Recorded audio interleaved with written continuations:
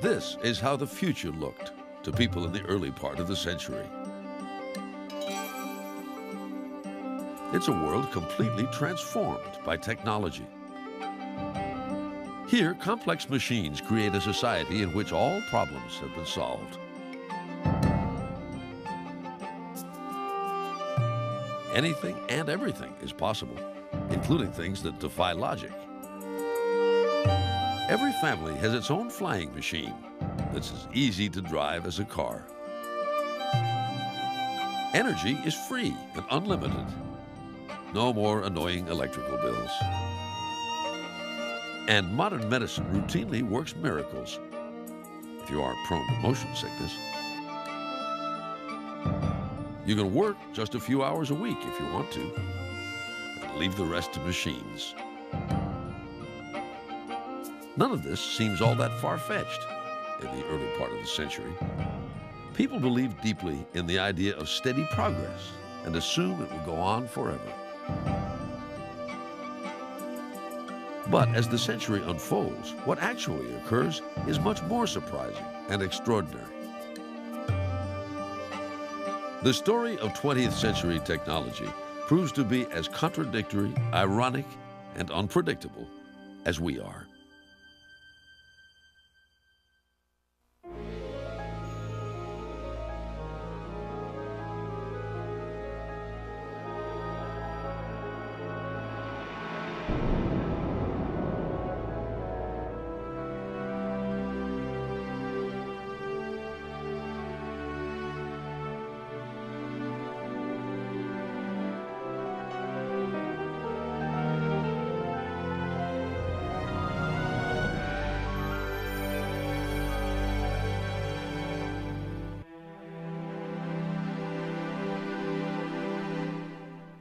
There's no better place to begin this part of our Odyssey than at home.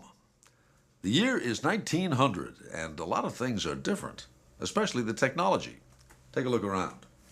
Fresh food is kept cool in the ice box, as long as there's a block of ice in there with it.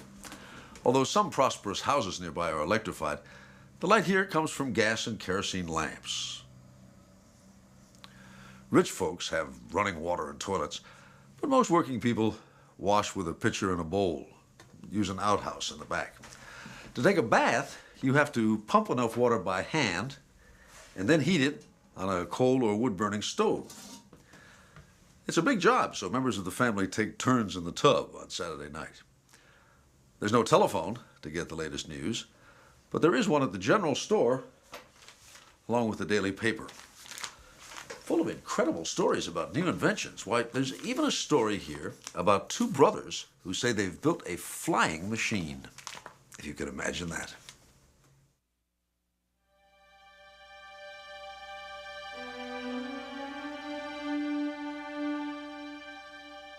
One of the most exciting technologies at the turn of the century is the airplane. Orville and Wilbur Wright of Dayton, Ohio, become the first to leave Earth in this heavier-than-air machine in 1903. But not many people get to see it. The brothers then work hard to improve their invention. And the more successful they are, the more secretive they become. The new field of flight technology is already highly competitive, and someone might copy their design.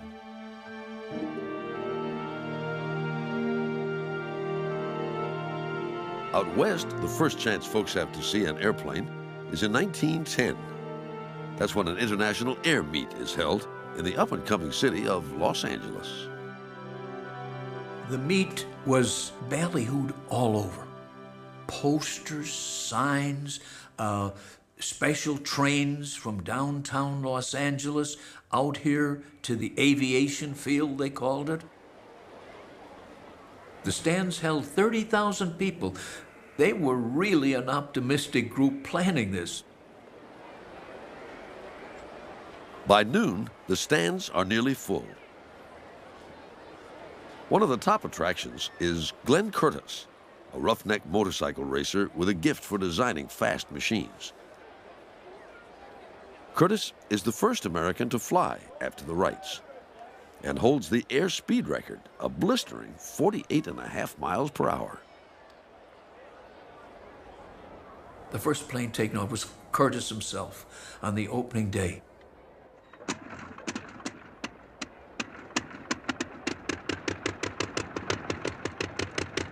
The crowd was silent, watching the engine rev up. There were those who doubted that this could even happen.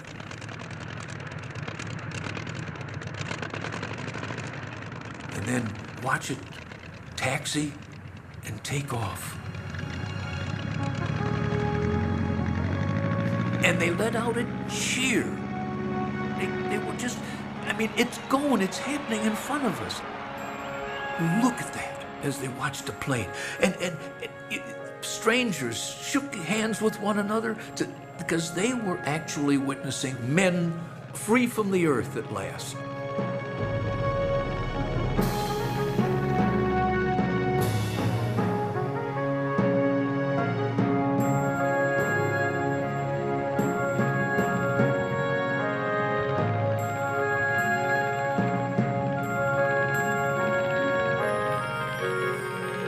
But the show is far from over. A French circus performer turned pilot named Louis Paulin is determined to uphold the honor of France. Unannounced and out of nowhere, Paulin buzzes the grandstand. The crowd is stunned, then stands and cheers as he makes a short turn around the countryside.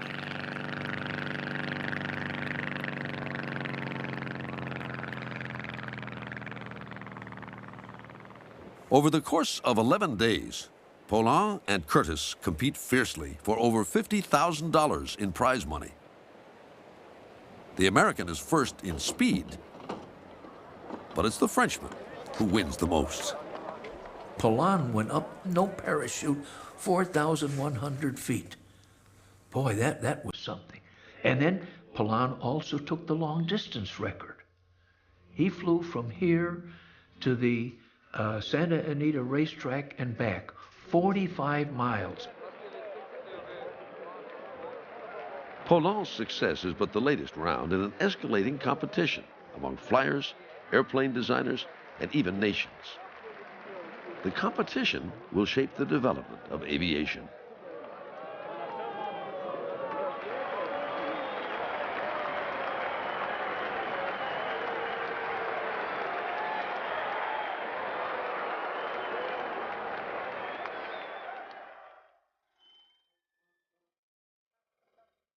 For years, it's been France that has seen itself as the undisputed leader in the field.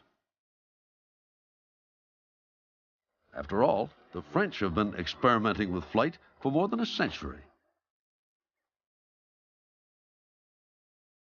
It was naturally assumed that the first successful airplane would be built by a Frenchman, not two upstart Americans like the Wright brothers. Along comes news dribbling in from America about these two guys experimenting out in Dayton, Ohio. And it sounds as though if these stories are true, these guys have really moved well beyond anybody else.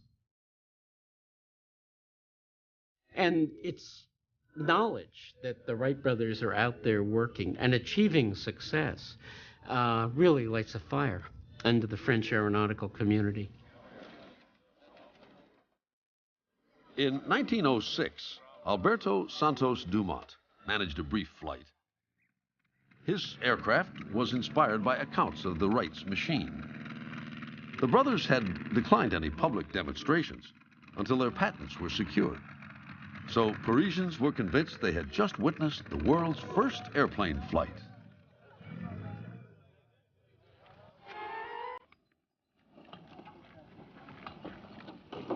It wasn't until 1908 that the Wrights finally revealed their creation.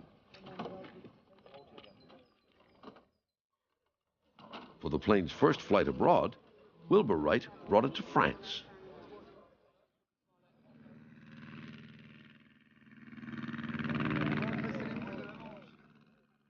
And they are stunned that they're flying for more than 2 hours. And no one in Europe is flying for any more than a few minutes or half an hour. That is a rude shock in 1908 to be outdone so dramatically in Europe.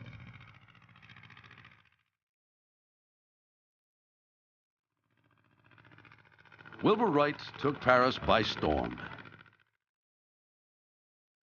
His invention was painted by artists and scrutinized by airplane designers. Europeans had focused on getting a plane off the ground. The genius of the Wright's machine is its mobility in the air. Through a system of wires and pulleys, the wings are warped or bent in such a way that the aircraft can respond to air currents and maneuver in any direction.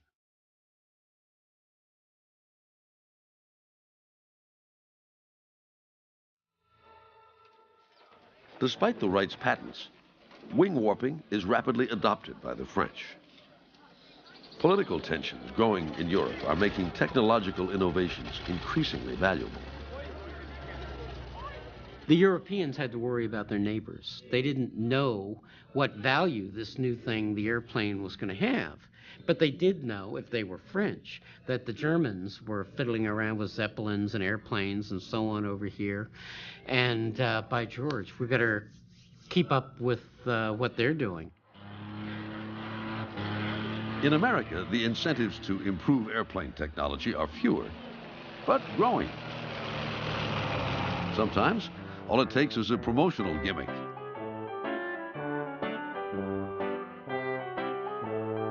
To build circulation, newspaper baron William Randolph Hearst offers a $50,000 prize for the first coast-to-coast crossing of America in less than 30 days. Among those who join the competition is Calbraith Perry Rogers. He'll fly a Wright machine christened the Vin Fizz Flyer, after a soft drink made by his sponsor.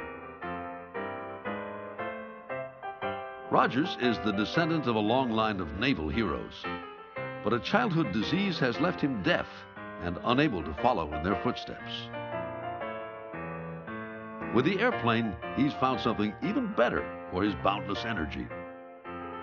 Standing 6'4", the handsome pilot is an ideal subject for Hearst's cameras, always flying with a cigar clenched Firmly between his teeth.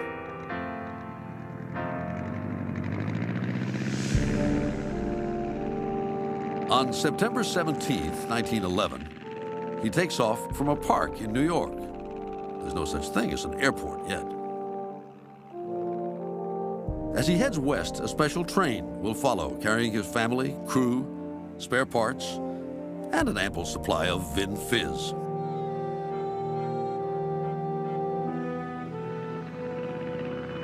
Rogers finds his way across the state by following railroad tracks. Keeping his biplane under control requires brute strength and sharp reflexes. But the first leg of the trip goes like a charm. It's Chicago in 4 days, he says, if everything goes right. But on the second day, Rogers crashes, nose down, in a chicken coop while trying to dodge power lines. His plane rebuilt, he presses on. Then loses his way at a railway junction. Worse, the plane proves unstable on all but the calmest of days. And the fields used for landings and takeoffs are filled with hazards.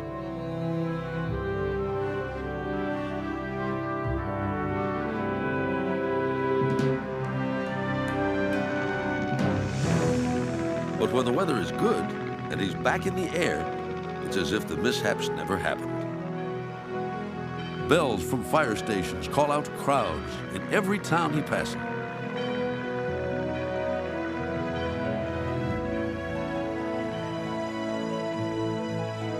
By the time Rogers reaches Chicago, only 2 days remain to finish the trip.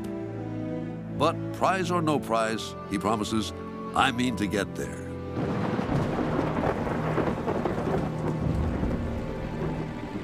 As Rogers travels west, he's forced to fly blind through rainstorms. Wear on the engine is taking its toll. Spark plugs blow out in mid-flight. A cylinder seizes up.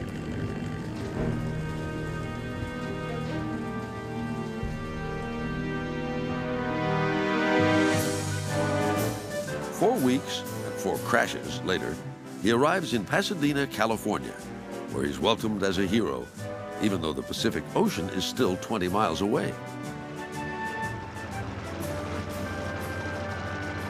The following Sunday, he sets out to reach the water's edge, finally.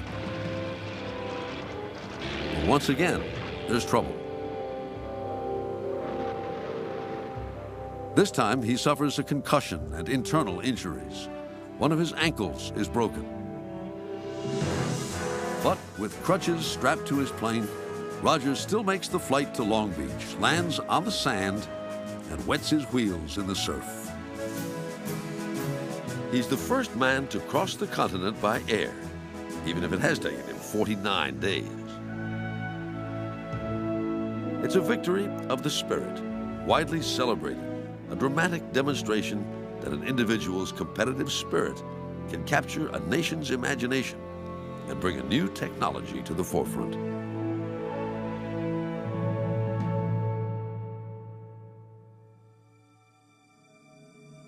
In Europe, it's the political and military need for competitive advantage that has led to the growing interest in airplanes. If you look at Europe before the First World War, you have really sophisticated flight laboratories popping up in one country after another. Even in nations like Russia, for example, you have major sites where really important aerodynamic research is being conducted. Again, in the German universities, wing theory is being born, for heaven's sakes.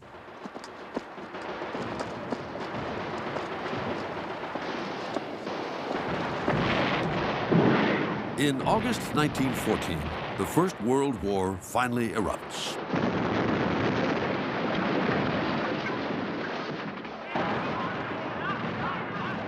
As troops battle on the ground, no one is sure how to use the new airplane.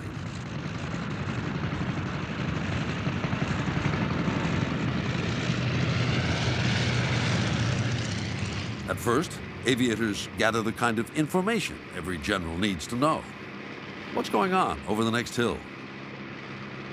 Targets spotted from the air can then be pounded by ground artillery.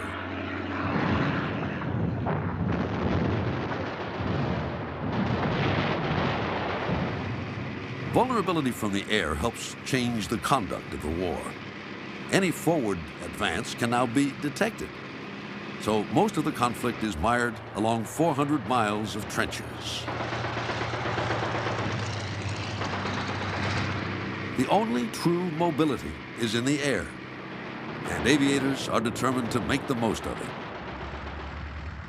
The English and French pilots of the time are not really content just to fly and look. They are often public school boys, public school sportsmen, in fact. Last thing they plan to be is a taxi driver. They decide this war needs to be more interesting. I'm going to drop bombs, and let's see if I can't carry a machine gun.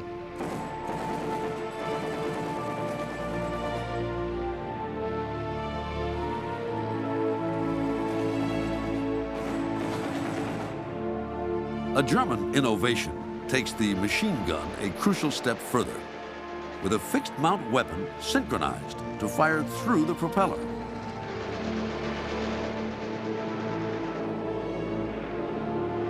The agile one-man fighter develops into a distinct class of military aircraft.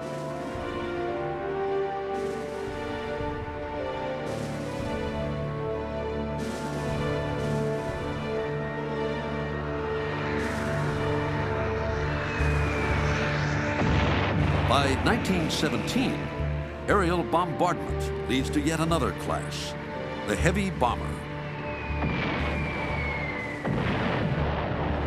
German planes are the first to carry the war beyond the battlefield.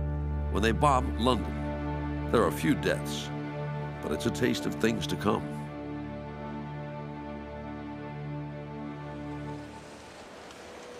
When America enters the war in 1917, the airplane goes from a wonder to a necessity.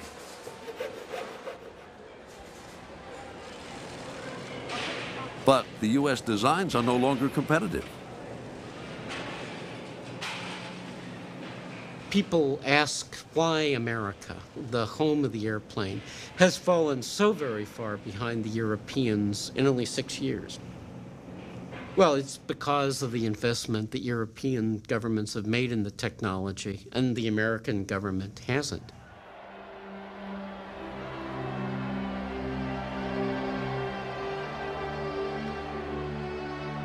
With the end of the war in 1918, there's no longer any compelling need for aircraft. Government contracts are canceled, and American manufacturers are left almost where they started. But there is no turning back. Future competition among nations, companies, and the flyers themselves will force ever greater improvements in airplane technology. It may take years to bring aviation to the general public, but there's no longer any question that those days will come.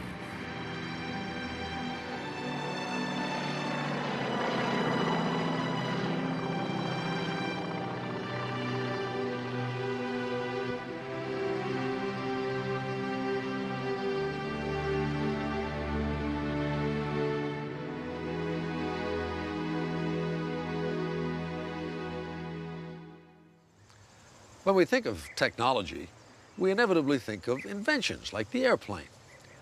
But technology isn't just a clever device. It's everything that goes along with it and makes it possible. Take the newly invented automobile, for example. Good roads are needed for drivers to use, not to mention traffic lights and parking lots and road maps. New businesses have to service cars, like this garage, now charging 7 cents a gallon for gasoline. Must be inflation. Of course, this business wouldn't even exist without cars. Every part of a system of technology is dependent on all the others. The birth of an invention, like the automobile, is only the beginning.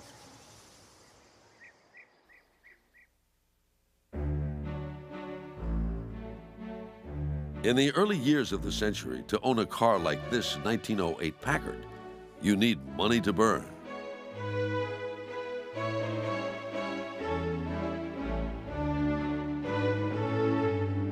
You also need a trained mechanic to keep it running. Such a complex invention seems destined to remain an amusement for the rich, unless it becomes cheaper and more available.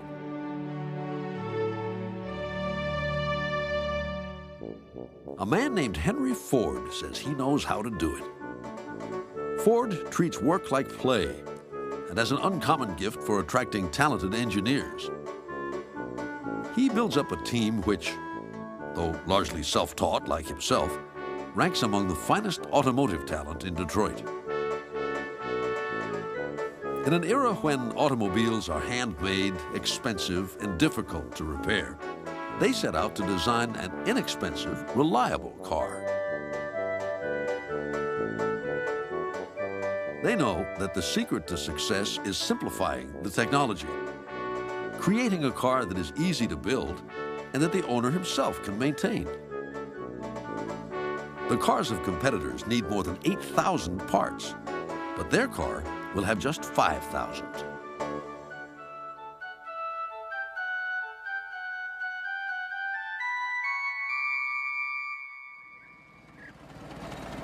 The Model T is a masterpiece. It's as tough as nails, handles almost any road, and is easy to maintain. It's a perfect match for the situation in 1908, 1909, 1910. It hit it. It's not often, I think, that a design hits its environment perfectly, just boom, without any overlap and slippage, and this one did. For owners, it's a love affair from the start. And for women, newfound independence. They call the car the Tin Lizzie and make it part of the family. There was one fellow by the name of Tom Ford, and we used to go on picnics in Chicago in the open Model T. We ordinarily went to the park in a streetcar, but if Tom came by and we got into his car, oh boy, that was a big thrill. He put about 12 people in that. We thought he was way ahead of his time. Demand is so high for the Model T that Ford can't build enough of them. By 1912, the Highland Park plant is turning out 78,000 cars, double the previous year, and still the orders are flooding in. We're now talking a volume of production that no one has ever thought of in history. So if you're going to really turn out thousands and thousands of units, you've got to now get very fine-grained about how do you get these heavy, funny-shaped objects, the various subcomponents of a car. How do you get them to where you want them when you want them? It's a time when efficiency experts are promoting plans for scientific management.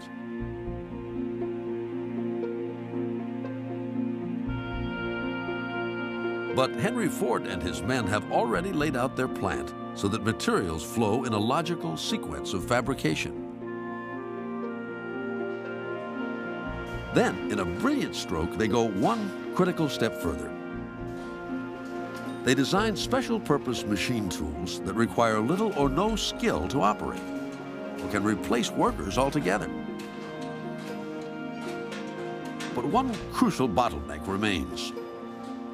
Getting the parts to fit is the joker in the deck. The trick of cutting metal so that it's the right shape is handled by manufacturers most of the time until about 1905 with files and vices at the end. So you have a skilled person who says, no, not quite right, put it in the vise, well, that's better, put it back on, try it, make sure. So it's called hand fitting and finishing. It takes a revolution in the strength of cutting tools so that you've got knives to cut metal, and the knives have to be strong enough that they don't keep wearing out. And then you can begin to say, all right, here's a box full of these things. No one has to finish these off. Just grab anyone out of the box, and it'll fit right on there the way it has to. Once you begin to have genuine interchangeable parts, then the concept of flow changes. On April 1st, 1913, workers in the magneto assembly department are lined up next to a long platform. The foreman tells them to add one part to an assembly and push it to the next worker, then to repeat the same action. After some fine-tuning, productivity increases fourfold. Soon, there's an engine assembly line. Then, one for transmissions. Eventually, a new problem arises. Parts are being made so fast that they overwhelm the final assembly of the car itself. As an experiment, a moving line is set up here as well. At first, a team of assemblers moves along with it. Then they take fixed positions, and the parts are delivered to them. All told, chassis assembly time falls from 12.5 hours to under 2.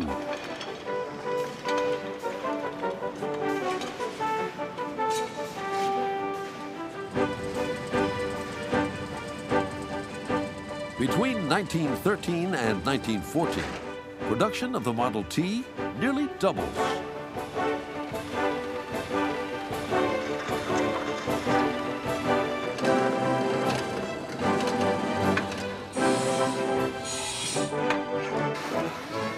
Assembly line technology will make possible the consumer society with its huge number of products, something we now take for granted.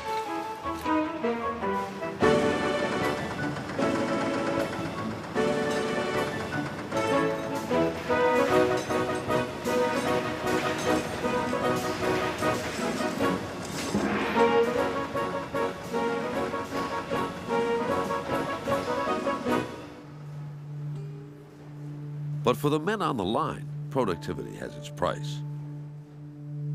The work is achingly hard and numbingly dull. By 1914, workers at Ford last on average only 4 months. The high rate of turnover threatens the production of cars. So, in a dramatic move, Ford doubles their wages to $5 a day, an unheard of amount for unskilled labor.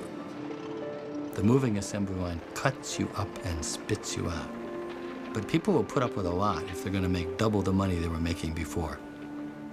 You read letters of immigrants going back to the various old countries in Europe, and they'll say, this is very hard. And they don't just mean Fords. The work here is very hard, the life is very hard, but if I don't get injured and I don't get laid off, I'm making very good money. It's more money than ever before. For some, it's enough to buy a Model T for themselves and their family. The car has a particularly strong impact on youth. It offers everything they might want and shouldn't have: independence, glamour, and danger.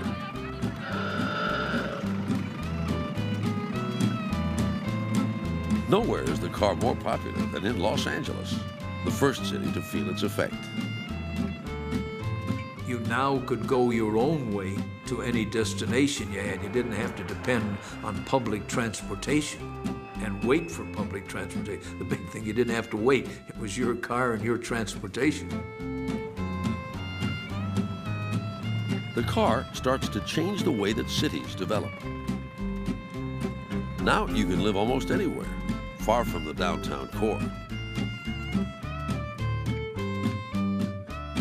The car becomes the very symbol of freedom and independence. In America, there is this concept of freedom, that you can reinvent yourself. You don't have to live in the same town as your parents. You don't have to live the same kind of life. You don't have to do the job that they had. You can go where your dream takes us. I think the first step in making that a mass dream is the coming of an inexpensive car that can, you want to leave where you are, you get in the car and drive. Of all the technologies in the 20th century, the car will go the furthest in reshaping the way we live.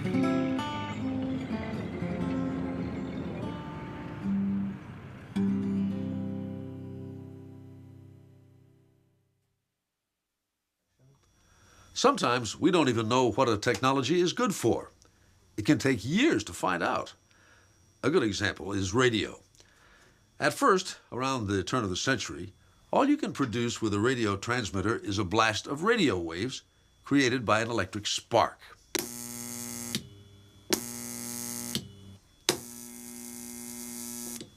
You can see what the signal looks like on this oscilloscope.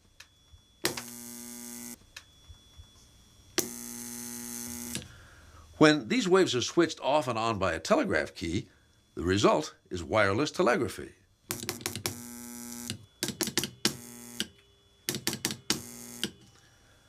Radio is first used to transmit sound in 1906.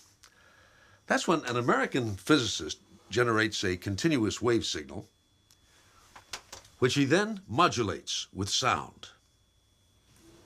He tries it out on Christmas Eve along the Massachusetts coast. Wireless operators aboard ships at sea think they have heard a miracle when from among the Morse code beeps on their headphones, there emerges the sound of a violin playing Silent Night.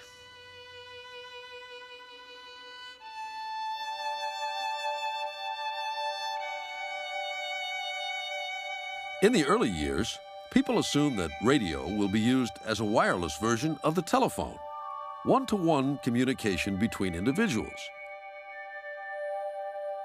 It's an appealing idea to anyone living beneath the ever-growing tangle of utility lines. If you want a radio, you have to build your own. The largest group using the new medium is amateur tinkerers, hams as they are called. Often there were men who'd been in the war who learned about radio there, and they came home. They put vacuum tubes in their pockets as they left because there weren't any vacuum tubes available.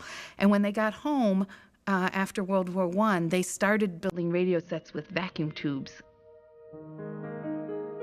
In 1916, in Pittsburgh, an engineer named Frank Conrad sets up radio equipment made by his employer, Westinghouse. He talks with other operators about their mutual passion.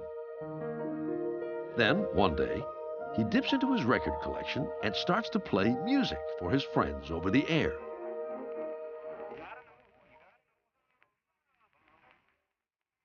With a 100-watt transmitter and an antenna the height of a phone pole, he can be heard in Ohio and West Virginia.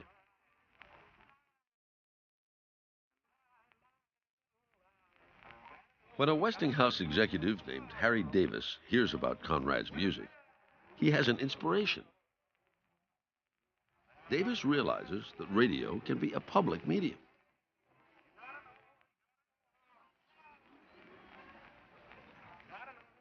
A radio transmission can be broadcast to a large number of people.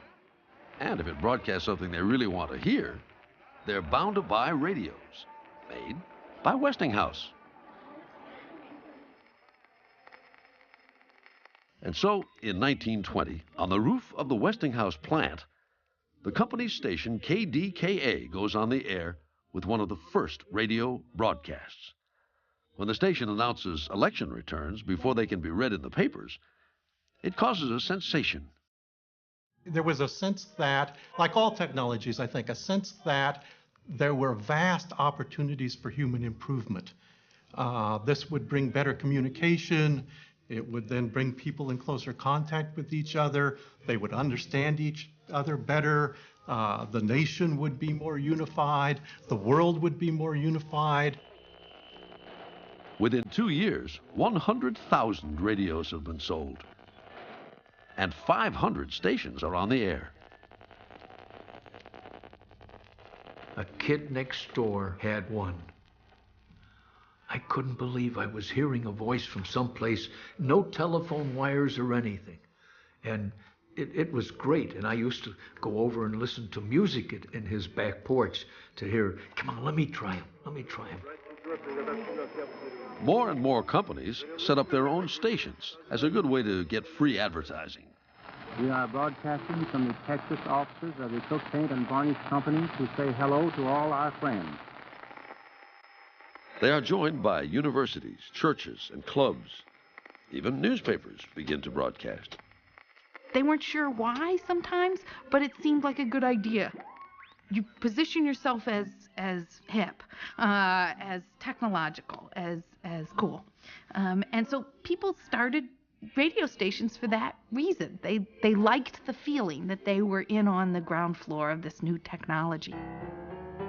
The problem was how to fill up these hours. So station managers would just pretty much take anyone who wandered in off the street and was willing to perform. They'd say, great, thanks, fill up time. How many numbers can you perform? We'll take everything. To get to hear your neighbors on the radio is fun. In some ways, that was the favorite radio show. Everybody in my childhood, like, maybe had a little crystal radio, and everybody spent a lot of time fussing with this little crystal radio, and you tried to get the farthest distant station possible without regard to what the content of the programs was that you were listening to. W.O.S. Jefferson City, Missouri, the King of the Ivories, will play his famous... Gradually, the content of programs starts to attract an audience. Say, Doc. What is it, Bill? Do you think I'll live to be 100 years old? Well, I don't know. Let me see. Do you smoke? No. Do you drink? No. Do you stay out late at night? No, sir. Do you run around with the flapper? I should say not. Well, what in the world do you want to live to be 100 years old for? When radio broadcasting began, it was incredibly varied. Lots of music, occasional dramas, lots of opera, some jazz, mostly whitened up. You don't want to have any African Americans on the radio because it's coming into people's homes. White people might not want black people in their homes, so black people were kept off the radio. By the mid-20s, radios have speakers and plug into the wall. Many of the early ads would have rooms that seemed to be glowing with a kind of misty aura that came from this kind of magical sense that something very ethereal and uplifting was coming to you in this magical way through the air. But there are still problems to be solved. Distant stations often drift away as magically as they appear, or they're completely blocked by static. And there are difficulties with programming as well. Rich stations in big cities broadcast events like the 1924 Democratic Convention. But few other stations can afford such popular programming. People would start these radio stations without any idea that programming costs a lot, and they started losing money. And so programmers, radio station owners started to say, this isn't working for me.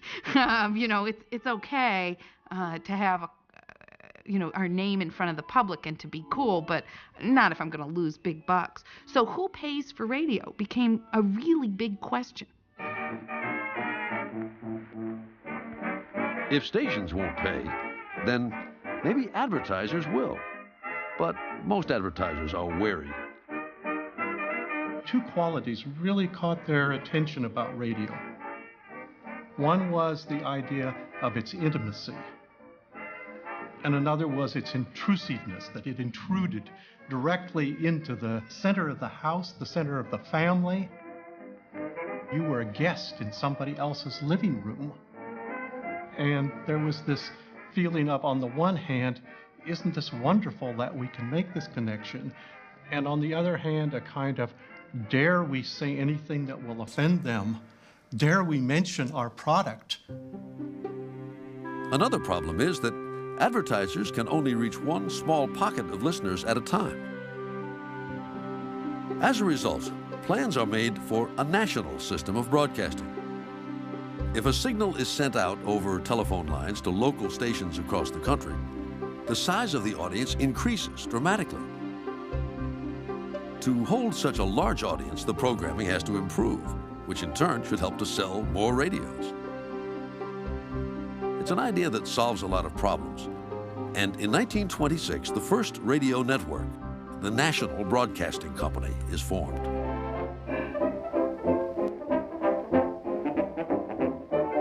With a national audience, advertisers like the Michelin Tire Company start to pay for musical programs. There's nothing subtle about the costumes, but the only mention of the product is the name of the show, the Michelin Hour.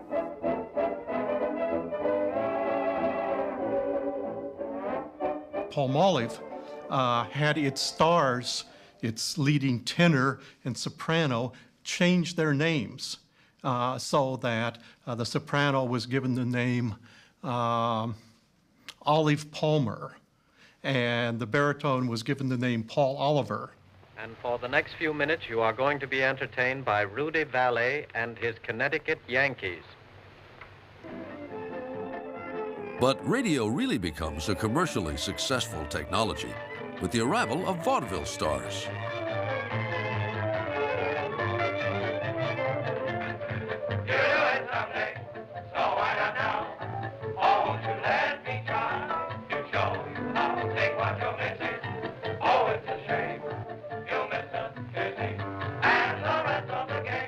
They were perfect, and they had big names. People would tune in to listen to them. They knew they were famous. They were vaudeville stars.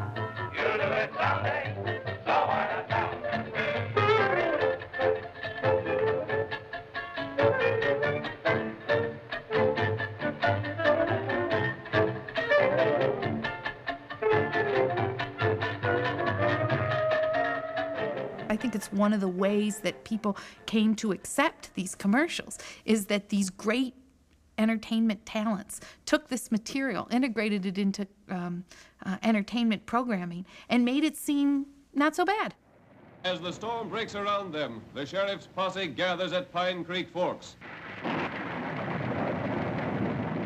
By the 1930s, the identity of radio is set. All right, boys, let's hit out. A technology that was supposed to replace the telephone has become something altogether unique. Come on, men. We're gaining on them. They've seen us, Tom. Right, fellas. They probably have fresh horses at the creek. When it comes to predicting the future of technology, it's best to assume you'll be wrong. Hold up there. We'll set fire to the gap and stop. Whoa! Slim, you chop a couple of them small trees. Right. We'll spread a fire they can't get through. As radio helps sell more and more mass-produced goods, like this refrigerator, there are more new goods to sell, thanks to another technological revolution. This one has to do with materials, what things are made of. In 1930, before the revolution, milk bottles are all made of glass.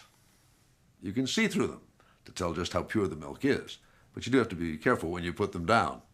They're heavy, too. This tennis racket is strong and it's flexible because it's made of white maple, but the wood isn't cheap. The tennis balls bounce just fine thanks to their Malaysian rubber, but Malaysia is awfully far away. In fact, this handkerchief is smooth and lightweight because it's made by silkworms in Japan. But in the 1930s, Japan is getting less friendly each year. All of these materials are natural, but all of them are relatively expensive or hard to get. Then, one day a chemist decides to find out just what gives these materials their desirable qualities. He wonders if it might even be possible to create something like them in a laboratory.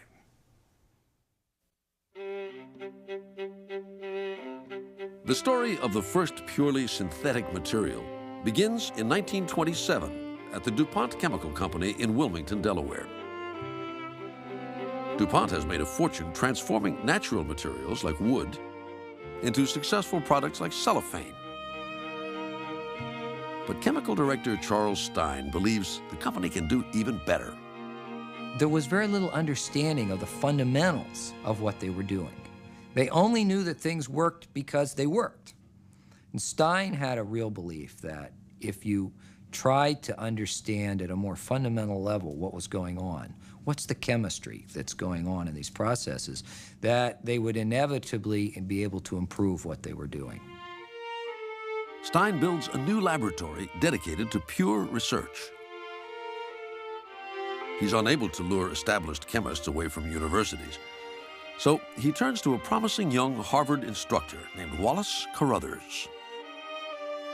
The deal is clinched when Stein assures Carruthers that he can pursue research of his own choosing.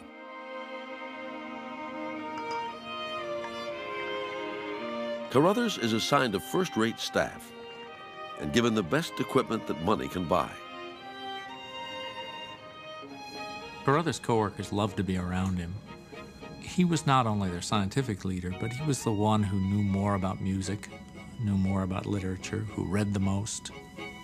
And it was a marvelous time. Carruthers directs research into polymers, mysterious, long, stringy substances that give silk its smoothness and rubber its bounce. Scientists disagree about just what polymers are. Carruthers wanted to show that these natural materials were just longer chain molecules. They weren't mysterious. They could be understood by principles already then known. Carruthers sets out to prove his point by creating a polymer in a test tube. After a year, they're still trying. And they seemed to stall. They seemed to be unable to reach beyond a certain chain length. They were very frustrated. Carruthers, being a very good chemist that he was, did some thinking about why the chemical reaction might be stopping. One of the major reasons was that when you react an acid and an alcohol, you get water split out. And if that water starts to accumulate in the product, the chemical reaction will stop. Carruthers directs his assistant, Julian Hill, to use this specially built still to extract the last water molecules interfering with the chemical reaction. Julian Hill waited for days and days until he thought the chemical reaction was completed.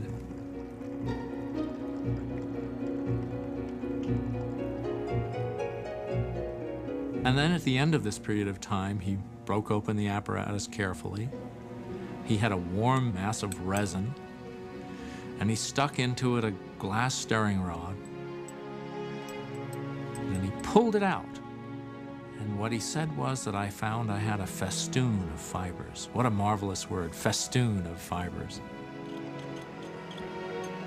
This was a fiber that had enough strength to be a textile fiber like cotton or wool or silk. No one had ever done this before.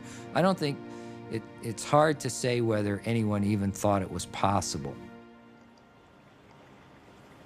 Unfortunately, the fiber has no commercial value because it can't stand up to solvents or heat. But with the construction of polymers now understood, Carruthers considers his work complete. Commerce doesn't concern him.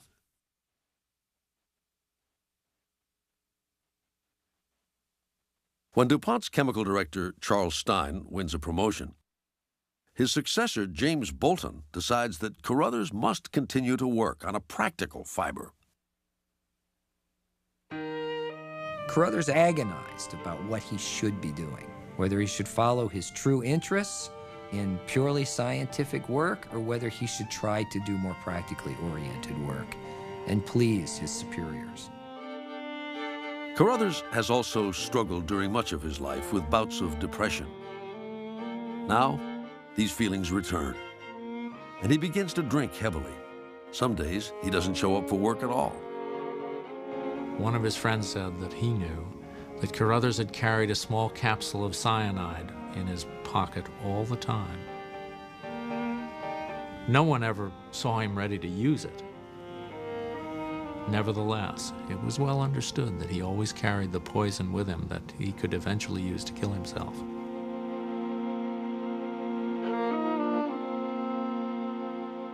Bolton dealt with him very delicately. But it does seem that for some reason, in early 1934, Bolton was able to convince Carruthers to go back and take another look at the fiber problem. In May 1934, Carruthers achieves a spectacular success, a strong, elastic fiber that survives well at high temperatures. Out of the thousands of names considered, they choose one: nylon. Carruthers was by now the foremost polymer chemist in the world, but success did not help the man.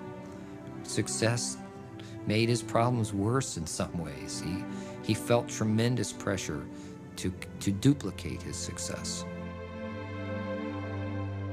But nylon will be his last breakthrough. Carruthers' condition continues to deteriorate. Neither friends nor professional therapy seem to make any difference. Finally, in the spring of 1937, he takes his own life, swallowing the pill of cyanide he has carried for years.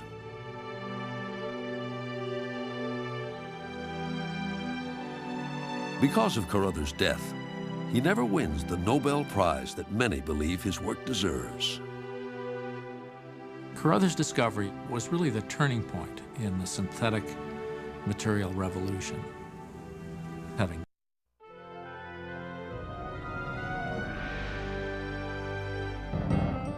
This is how the future looked to people in the early part of the century. It's a world completely transformed by technology. Here, complex machines create a society in which all problems have been solved. Anything and everything is possible, including things that defy logic. Every family has its own flying machine that's as easy to drive as a car. Energy is free and unlimited. No more annoying electrical bills. And modern medicine routinely works miracles if you aren't prone to motion sickness. You can work just a few hours a week if you want to, and leave the rest to machines. None of this seems all that far-fetched. in the early part of the century, people believed deeply in the idea of steady progress and assume it will go on forever. But as the century unfolds, what actually occurs is much more surprising and extraordinary. The story of 20th century technology proves to be as contradictory, ironic, and unpredictable as we are.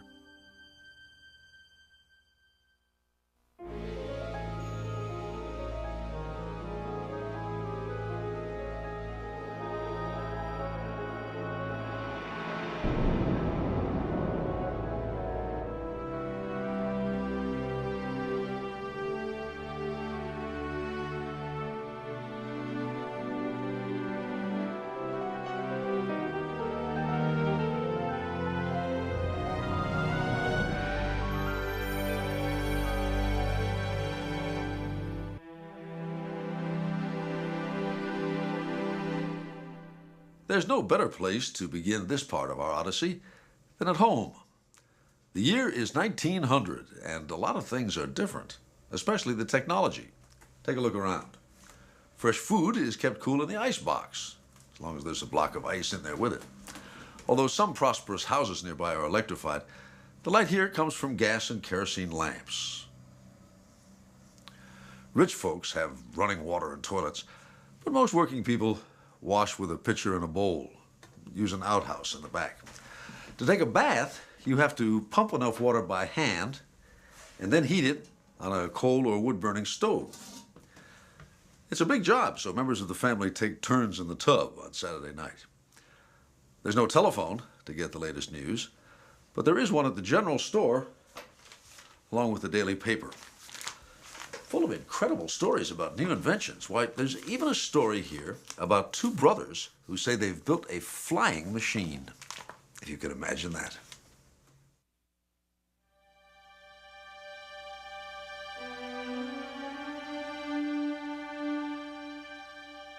One of the most exciting technologies at the turn of the century is the airplane.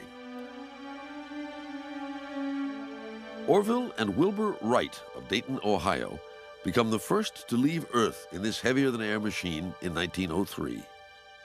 But not many people get to see it. The brothers then work hard to improve their invention. And the more successful they are, the more secretive they become. The new field of flight technology is already highly competitive, and someone might copy their design.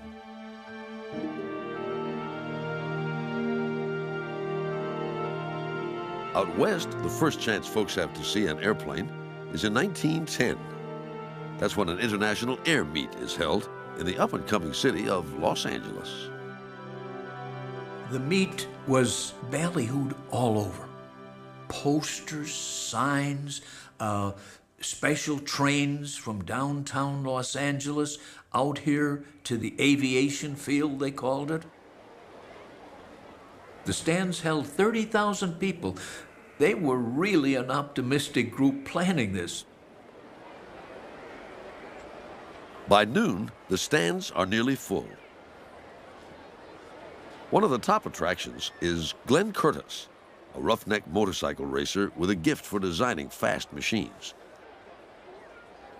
Curtis is the first American to fly after the Wrights and holds the air speed record, a blistering 48.5 miles per hour.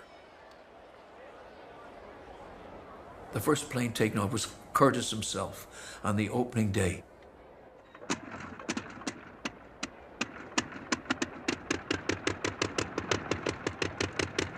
The crowd was silent, watching the engine rev up. There were those who doubted that this could even happen.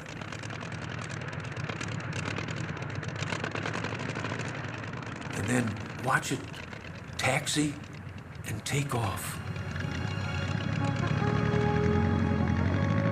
And they let out a cheer. They were just, I mean, it's going, it's happening in front of us. Look at that as they watched the plane. And strangers shook hands with one another because they were actually witnessing men free from the earth at last.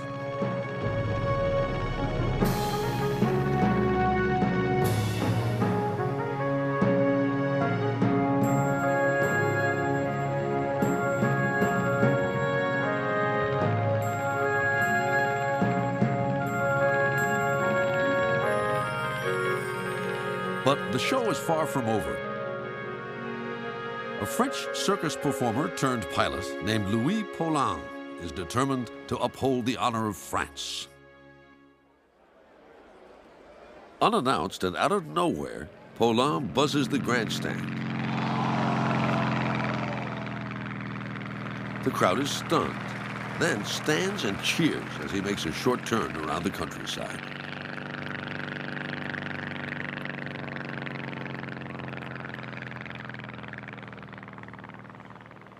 Over the course of 11 days, Paulin and Curtis compete fiercely for over $50,000 in prize money. The American is first in speed, but it's the Frenchman who wins the most. Paulin went up, no parachute, 4,100 feet. Boy, that was something. And then Paulin also took the long distance record. He flew from here to the Santa Anita racetrack and back, 45 miles. Paulin's success is but the latest round in an escalating competition among flyers, airplane designers, and even nations. The competition will shape the development of aviation.